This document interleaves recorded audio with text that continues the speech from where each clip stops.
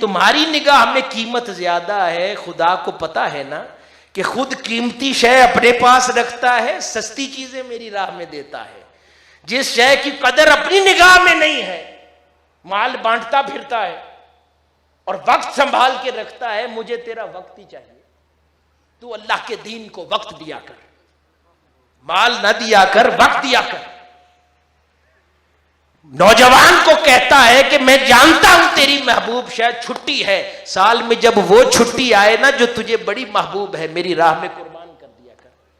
میرے دین کو دے دیا کر، دین سیکھنے پر دے دیا کر، اصلاح احوال پر دے دیا کر، اعتکاف بیٹھا کر 10 راتیں اعتکاف رمضان کی،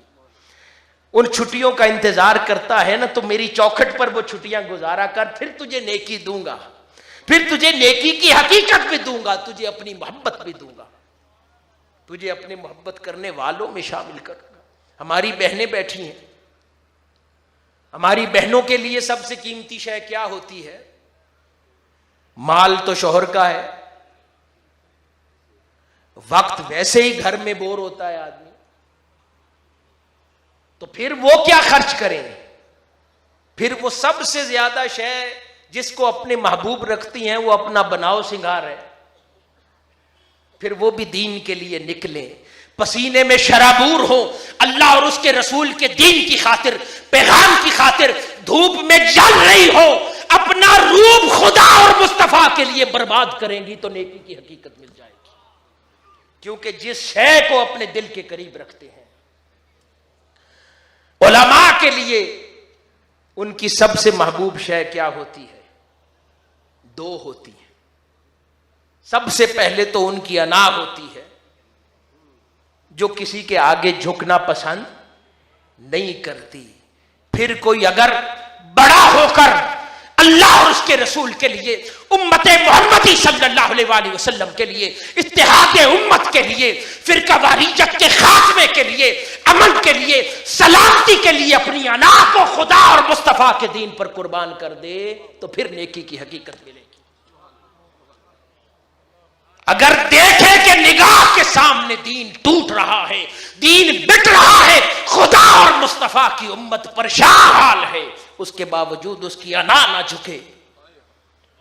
اپنی وہ الگ سے بنائی ہوئی مسجد کو الگ نہ کرے، جدا نہ کرے، تو اس کی انا نہ ٹوٹے، تو سب کچھ ملے گا، نیکی کی حقیقت نہیں ملے گی، ان امراض سے نجات نہیں ملے گی۔ شیخ ہے، کوئی پیر ہے، مربی ہے، اس کے لیے سب سے بڑی محبوب شے اس کی فالوئنگ ہوتی ہے، اس کا وہ امیج ہوتا ہے جو بنا ہے لوگوں کے سامنے، اس کی قربانی نہیں دے سکتا۔ تو پھر کئی اہل اللہ کتابوں میں سنے ہوں گے کہ سلسلہ ملامتیہ میں شامل ہو جاتے ہیں، ایسے کام کرتے ہیں کہ لوگ اچانک ان کی مجالس چھوڑتے ہیں، کہتے ہیں کہ اس کو ہم کیا سمجھتے تھے، یہ کیا ہے؟ وہ جو پھر امیج ہے جس سے بہت پیار کیا جاتا ہے اس کو پاش کرتے ہیں، کیونکہ اس میں دل مبتلا ہے، اس کے بغیر جیا نہیں جاتا، اس کو پاش کرتے ہیں۔ جب وہ پاش ہوتا ہے پھر نیکی کی حقیقت ملتی ہے۔ کسی کو کبھی نہ مال سے پیار ہے، نہ اپنے وقت سے پیار ہے، نہ کسی اور شے سے، اس کو کبھی اپنی جان سے پیار ہوتا ہے، اسے پھر خدا کہتا ہے چل اپنی جان دے۔ کبھی کسی کو اولاد سے پیار ہوتا ہے تو کہتا ہے اپنی اولاد دین کی راہ میں دے، اسے دین سکھا۔ مگر ہم نے تو جو اچھا بچہ ہے اسے ڈاکٹر بنانا ہے، جو قابل بچہ ہے اسے انجینئر بنانا ہے، ہم نے اسے عالم دین نہیں بنانا۔ یعنی جو اولاد میں سب سے زیادہ محبوب ہے وہ اللہ کے دین پہ نہیں دینا، لیکن جس کو سب سے ڈھیلا دیکھا، سب سے نکما دیکھا،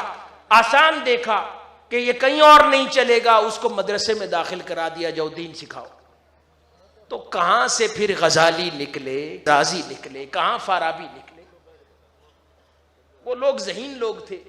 ہم ذہین بچہ ڈاکٹر بنا دیتے ہیں اور کم ذہین بچہ عالم دین بنا دیتے ہیں، پھر ساری زندگی علماء کو کوستے رہتے ہیں کہ یہ کیا کر رہے ہیں امت محمدی صلی اللہ علیہ وسلم کے ساتھ. عالمی شہرت یافتہ شخصیت ڈاکٹر حسین محی الدین قادری کے علمی و فکری خطابات، رپورٹس اور ڈاکومنٹری سے مستفید ہونے کے لیے ابھی آفیشیل یوٹیوب چینل ڈاکٹر حسین قادری سبسکرائب کریں. اپ ڈیٹ رہنے کے لیے بیل کا بٹن